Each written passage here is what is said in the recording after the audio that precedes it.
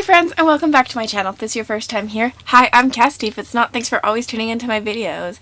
We're in a little different setup today because if you didn't know, but if you're clicked on this video, you probably did know, I am a co-host this year for one of the teams for Whateverthon, which is a June readathon that's literally about reading whatever the heck you want, hosted by book browsing blog, which is Maddie. I am a co-host for Team Beach Readers, which has me, Steph from Steph's Loves, India from What India Reads, and Ashley from A Frolic Through Fiction as our team hosts, and we have a bingo board. Each team has their own bingo board, but most of the prompts stay the same besides the 5, which are blue on my bingo board, if you can see. I knew I wanted to do something to update you guys on my Whateverthon reads as the month went on. I knew, if you watch my channel, you know that weekly reading vlogs for readathons just kind of aren't my style. I like to do big themed vlogs, and I find when I'm weekly reading vlogging, it ruins all the themed vlogs I have in my head because, like, I can't just sit here every week and be like, oh, that's for a secret vlog coming up. So I decided to do something a little bit different, and I have a life-size bingo board, and every 10 days you will be getting an update from me. So you'll see 3 updates. This is from the June 1st to 10th. Then the next update will be from June 11th to 20th, and the next update will be the 21st to the 30th or the 31st. I don't remember how many days are in June. You know, you get the gist of it. So this is my first 10 days of reading everything I've read, and then we're going to go over what they knock off on the bingo board, and if I got any bingos, the points I get, all of that fun stuff. And I will also kind of be like mini wrap-ups, and I'll kind of give you some brief thoughts on all the books I read. So I have read 4 books in the last 10 days. My goal for Whateverthon was 8 books. I was expecting to have a really busy month with all the photo shoots. I caught COVID, have done absolutely nothing, so my goal is probably going to be hit really quickly, but my goal is 8 books. I've read 4 books in the first 10 days of the month, so I'm hoping I will continue on this path, maybe get a little bit more done, who knows, as we go on. And so with Whateverthon, if you don't know, you set yourself a personal goal of how many books you want to complete. You get 100 extra points per each book you read, and then once you surpass your goal, so after I've read 8 books, I get 200 points per books. And there's a bunch of other random things so you can read books. The bingo board is essentially just for fun. Like, you get points for just reading a book. Doesn't matter. Bingo boards just get you extra points. And, of course, I'm extreme and competitive, so we are going to smash this bingo board out. My first read of the month was Nomads of the Sea by Kobe Zucker. This is a self-pubbed book. It is also an SPFBO submission, which is a self-pubbed fantasy blog off hosted by Mark Lawrence. There's a whole video on it if you want to know. I'm really big about self-pubbed indie books, which is why there's a prompt for it. I love reading books by authors who have not done it the traditional style, because a lot of the times people think that when someone self-published a book, it's because they're crap and they couldn't get into traditional publishing. That's not it at all. There are so many incredible books that you probably didn't even realize were originally self-published. Mark Lawrence says it best. The whole reason that he did the SPFBO competition, he said, I got lucky. I got lucky and I got a traditional publishing deal. Not everyone gets lucky. So there's so much to go into traditional publishing. It could just be that they're the person reading these excerpts, because they don't even read the full book. They read like a brief description most of the time of what your book is about before they say yes or no to, like, adding it to a pile. They could just be looking for something else. I'm really going on a tangent here, but essentially I just love reading self-pub books, and I'm thinking about doing a video discussion about it and some of the books that you probably didn't know were originally self-published. I mean, everyone knows about, like, Fires of Vengeance being, like, Rage of Dragons being originally self-published, or, like, Josiah Bancroft, but how about, like, The Shadow of What Was Lost was originally self-published, and David Dalglish was originally self-published. Like, there's so many out there that were originally self-published and got into traditional publishing, but that's not to say if you go the self-publishing route that your only goal in life is to be traditional published, because self-publishing in itself is its own reward. and there are also some that were traditionally published and have now gone self-publishing. I'm on a tangent. Okay, back to the Whateverthon update. Nomads of the Sea, I give this a solid 4 stars. I really enjoyed it. We are following a military fantasy, so we're set in this world where we are with the Mangal people. There are 3 POVs. Our first POV we get introduced to is Sig, and he is a warrior of the Mangal people. The Mangal people have this amazing culture, which is inspired by Southeast Asian geography and some of their culture and some of their language. These Mangal people live primarily on the water, nomads of the sea, and on their boats, but they have recently made a deal with the white people of the world, the Lisan Empire, who are on a trip for colonialism, but not necessarily to be like colonized, but to just kind of benefit from each other. They've kind of made a mutual treaty, but some of the people here are extremists and start to want to eradicate anyone who is willing to work with the outside world, and they think that their culture is being ruined and all this stuff. So there ends up being a civil war in the Mangal country, and between the people, Sig ends up working alongside the Lisan Empire because they need their help to eradicate the extremists. So we're in a military fantasy. Essentially, we have a Mangal warrior, a Lisan scholar / healer, and then we have I want like a mage type archetype. Like the mage archetype other places in the world, who is an aethermancer, because the magic system in this is really cool. It's aether and you like breathe it in through your lungs. It's very science based. This is a very hard fantasy system. The world building reminds me of Brandon Sanderson. It's really in depth. I loved this book, and the discussions on the culture that are in this book, so good. Like, this book screams anti-colonialism too. If you're reading it, like you'll get that theme across in your head, and the negatives that colonialism does, and just the vividness of the different cultures in this, and the different discussions on war, and the concept of that, like, you're in war and you think it's okay that you're killing a bunch of people because you're doing it for the right reason, but you have to realize the other side feels the same way, and so that's where, like, war really, like, from. I don't know. If you enjoy something which is a military fantasy and has a more, like, cultural discussion and anti-colonialism discussion and a non-European type setting, I think that you should definitely pick this one up. It's a chunker, but it's 100% worth it. One of the best indie fantasies I've read. So, and it's a debut from the author. He wrote it in 4 months. Ugh, incredible. I've been talking for a really long time, haven't I? Okay, well, for Nomads of the Sea, I have 3 little pictures of it, okay? Let's put it on the board. Let's see what it crossed out as. Little Nomads of the Sea book cover, which is automatically going to go to Indie Self-Pub. Got my favorite prompt crossed off. I'm going to use this for 3 prompts because I get points for each bingo, and I can use them up to 3 prompts. And then water on the cover, because there is water on the cover in this. And then for the last one, I had this written out somewhere. Oh my gosh.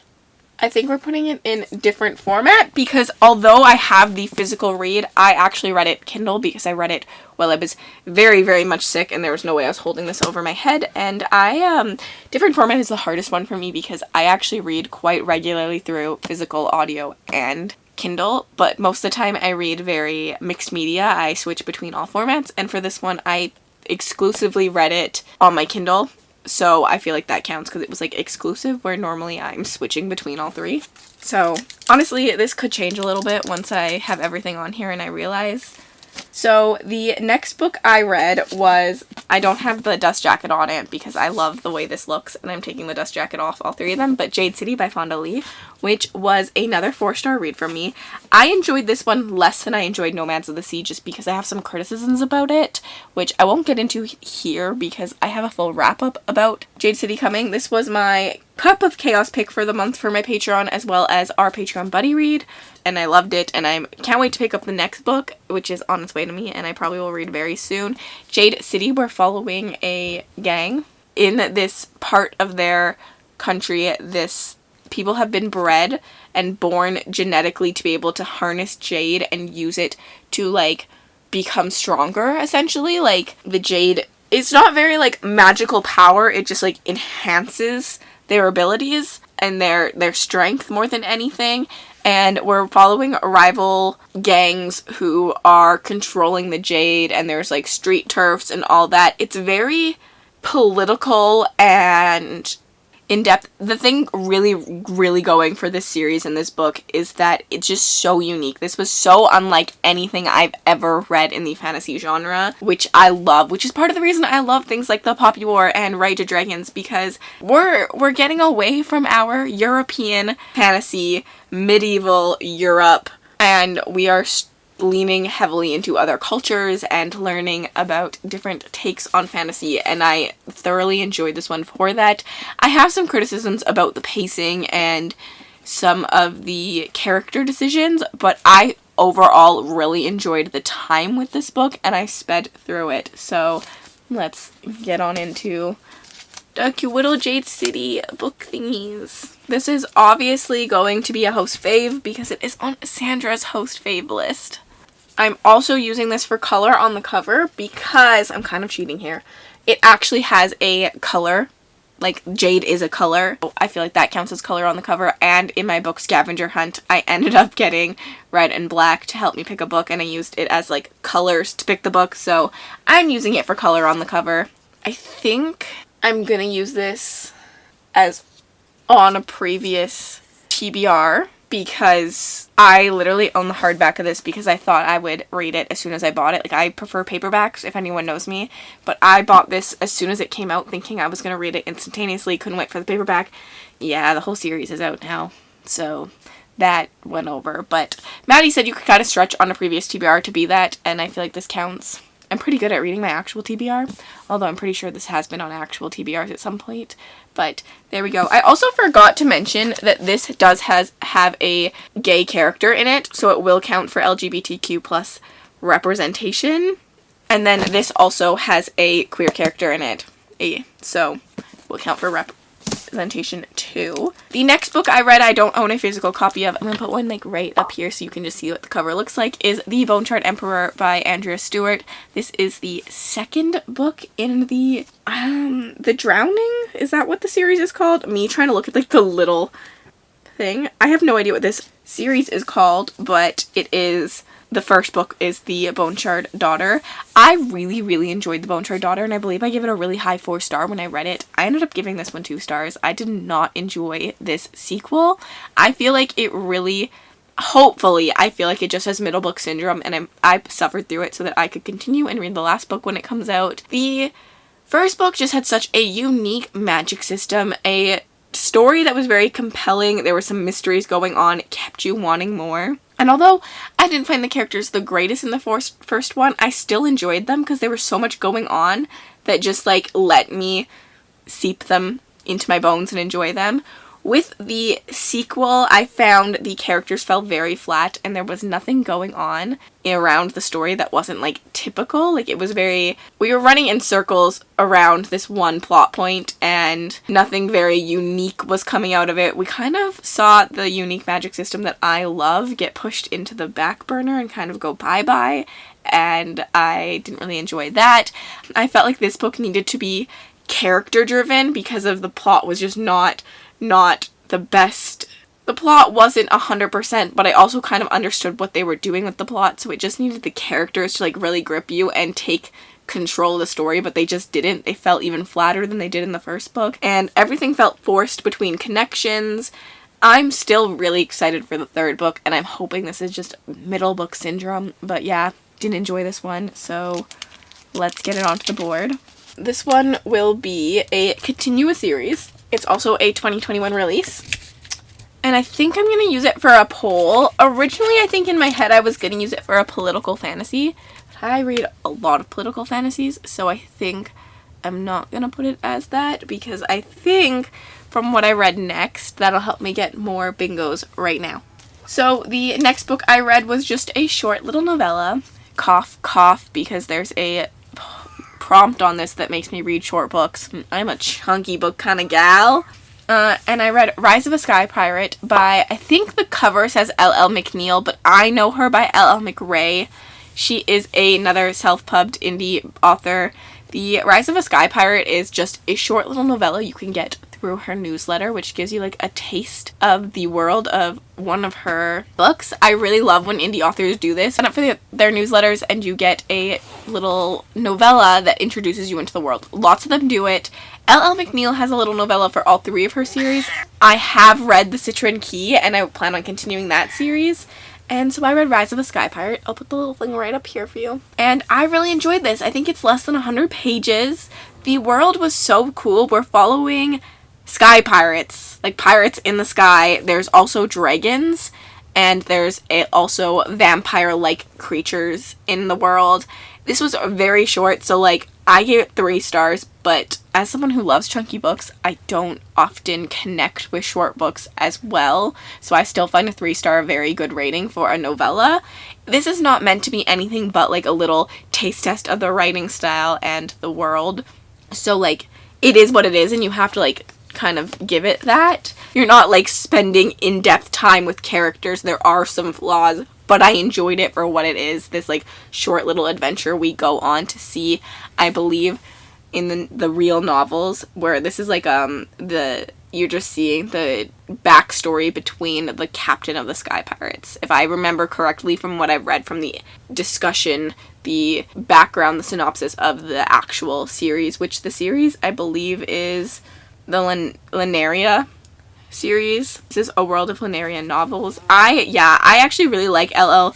McRae's writing style. I really liked it in The Citron Key, and I plan on continuing that series. I'm not sure I will continue this series because when I looked at reviews for it, it's very, very character driven and a little more YA, so I feel like I might not love this one even though I loved the novella. I just think that the novella might stand on its own for me, but I will be continuing The Iron Crown, which is her other series, quite easily.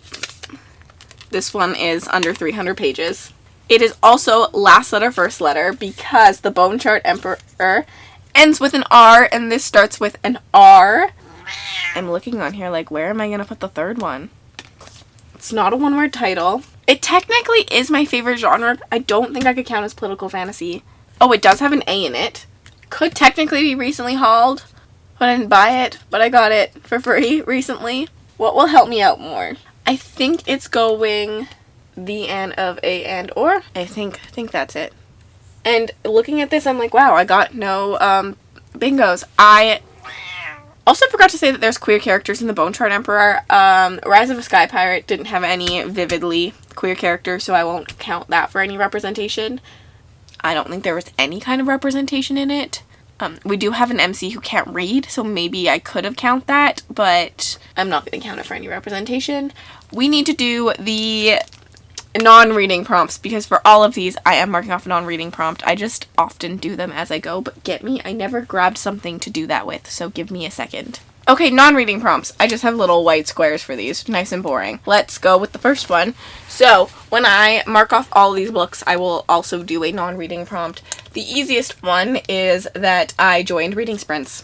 I do that, like, constantly. So, that one's gone, and I have my first bingo!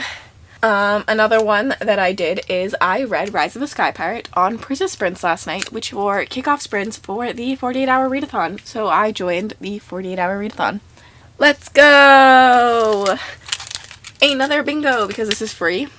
I'm not going to mark it, but, you know, that was completed. I will be marking off complete a personal goal because Jade City is on my list of series to start this year. So I feel like that counts as a personal goal. I don't make a lot of goals, so that one's actually really difficult for me to, like, tell you, like, whoo, here's my goal, I crossed it off. I'm not orientated that way, so I find this prompt actually really hard to deal with, so I'm just counting something, like, I don't know, yeah. And then we are going to cross off cozy reading time because I was sick with COVID, and I curled up into a ball and read. And that's the closest. I personally find non-reading prompts very difficult. I'm just not this person.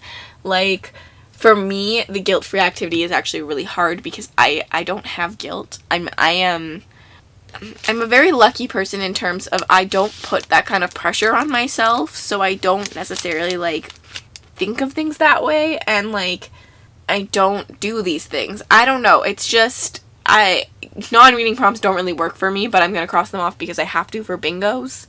and I'm going to attempt to do some of them, but like, as I said, complete a personal goal. I don't know if necessarily like that was really a goal in life. I don't put pressure on myself to complete it, so I feel like it doesn't count as an actual goal, but it's there. And I feel like other people probably would count it as a goal, so I'm gonna count it, but my brain doesn't think that way. But yeah, this is my bingo board so far after the first 10 days. So we have 2 bingos, but that's okay because we set ourselves up very well for more bingos. I need 3 more books and I can black out this board, so I'm gonna be strategic with those. I am working on a dark romance and a summer thriller currently, which will also be a less read genre.